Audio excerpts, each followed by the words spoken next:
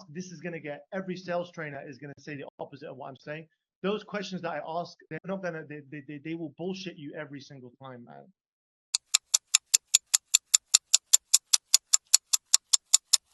So if you're talking to a certain prospect that's a liar, we call it like a Mr. Cap over here. How would you manage that in the best way possible without like stepping on their toes so much where they kind of just like shell up and stop responding to you? So how do you know he's a liar? Like at what stage of the call are we talking about? Just in discovery, sometimes it'll come up at the end after you pitch them and you start dealing with objections. You're like, oh, well, he said one thing, now I've seen another thing. Like which one is it? So I want you guys to understand why this is happening. That's the most important thing, right? Is look at the root cause of all of that. Is first of all, and you guys might not believe me, but I don't ever get objections, man. If I do, I get it like 5% or 10% of the time. And the reason being is because I focus on discovery first and foremost. And I focus on having a great conversation where I can build trust between two people by qualifying them correctly. If you get objections at the end of the call, it's because you've set yourself up the wrong way. It's because you misunderstood who you were speaking to in the beginning. And you thought it was one thing when it was really another. And I'll give you an example, right? If you say to the guy, and I say this to my salespeople all the time, is like, hey, by the end of this call, they say this in the beginning of their call. By the end of this call, if we could help you do that, would you sign up today? Right?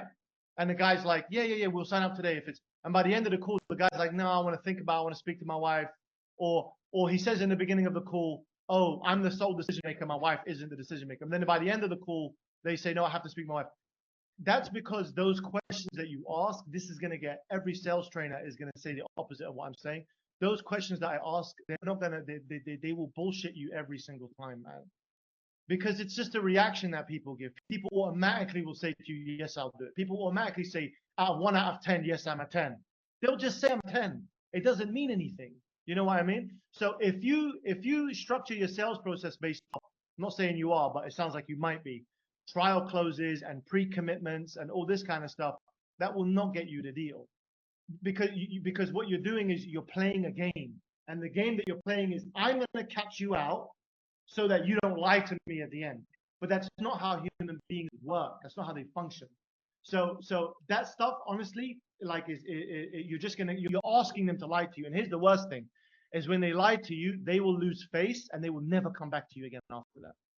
You know?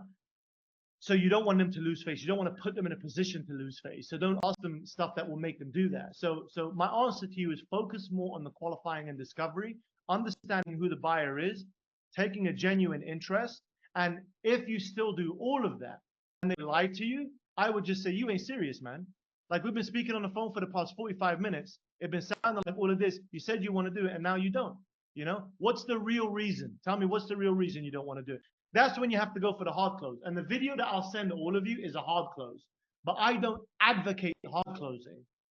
And believe me, I've hard closed like majority of my first 5 years of my career was hard closing, like proper ninja stuff.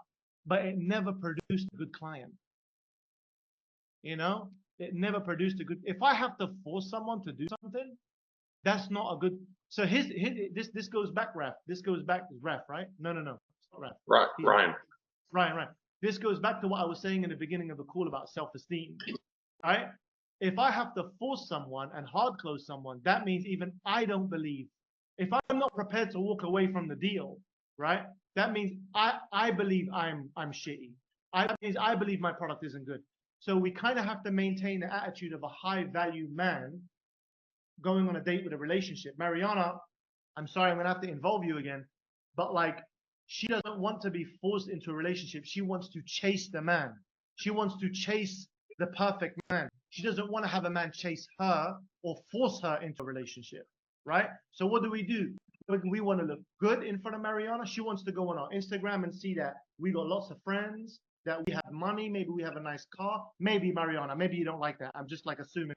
But my point being is that we look like we're amazing, so they want to do business with us. What do we do that? And here's a very hard pill to swallow. The person who has the most negotiating power is the one that's willing to walk away. Okay? And this is very difficult for all salespeople, a pill to swallow. because that means for you have to detach yourself from the sale. And nobody wants to detach themselves from the sale because they're afraid to lose the sale, they're afraid to lose the commission, and they're afraid their sales manager will fucking hit them on top of the head. But it's a catch-22, because the more you care and the more the more they'll lie to you.